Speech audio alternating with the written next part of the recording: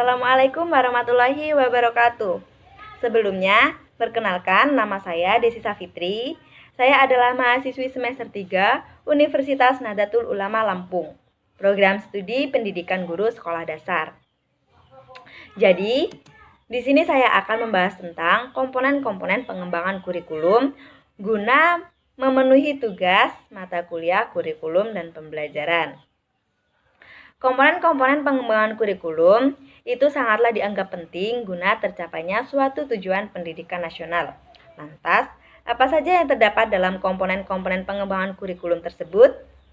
Jadi, komponen-komponen pengembangan kurikulum itu terdiri dari 4. Yang pertama adalah tujuan, yang kedua adalah isi atau materi, yang ketiga adalah proses, dan yang terakhir adalah evaluasi. Yang pertama yang kita bahas adalah tujuan. Tujuan itu berhubungan dengan hasil yang akan kita capai dalam sebuah sistem pendidikan.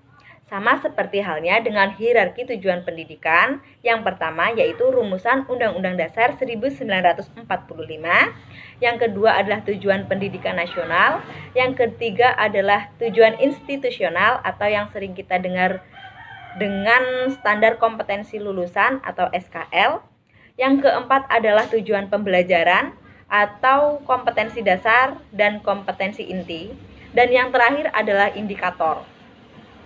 Jadi, dalam mencapai rumusan Undang-Undang 1945, kita harus menguasai dahulu indikatornya, yang kemudian kompetensi dasar dan kompetensi intinya, kemudian standar kompetensi lulusan dan tujuan pendidikan nasional itu kita harus menguasai untuk mencapai rumusan Undang-Undang 1945. Dalam hierarki ini diharapkan setiap langkah pembelajaran itu dapat memberikan dampak dalam pencapaian tujuan itu sendiri. Kemudian komponen yang kedua adalah isi atau materi. Dalam isi atau materi ini berhubungan dengan pengalaman belajar yang akan kita berikan kepada peserta didik di setiap jenjang, baik jenjang sekolah dasar, sekolah menengah pertama, sekolah menengah kejuruan atau atas, dan bahkan pada perguruan tinggi.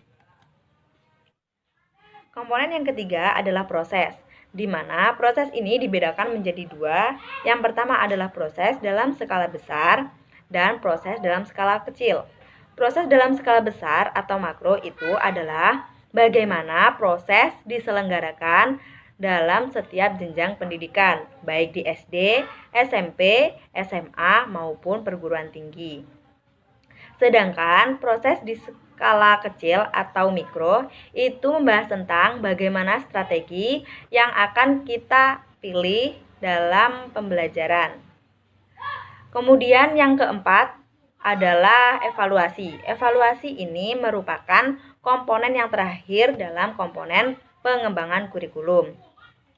Evaluasi ini dimaksudkan untuk mengevaluasi hasil kurikulum atau mengatur sejauh mana keberhasilan penyelenggaraan kurikulum yang kita jalankan. Evaluasi ini mencakup 4. Yang pertama adalah pemilihan ide, yang kedua adalah perencanaan, yang ketiga adalah evaluasi dampak, dan yang terakhir adalah evaluasi proses. Evaluasi ini juga dimaksudkan untuk membantu peserta didik dalam memilih metode pembelajaran. Jadi akan saya ulangi bahwasanya komponen-komponen dalam pengembangan kurikulum itu ada 4. Yang pertama adalah tujuan, yang kedua adalah isi atau materi, yang ketiga adalah proses, dan yang terakhir adalah evaluasi.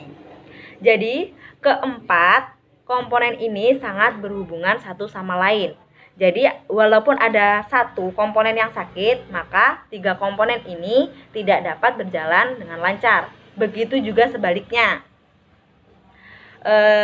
Demikianlah presentasi yang dapat saya sampaikan. Apabila ada kata-kata yang kurang berkenan, saya mohon maaf. Saya akhiri. Wassalamualaikum warahmatullahi wabarakatuh.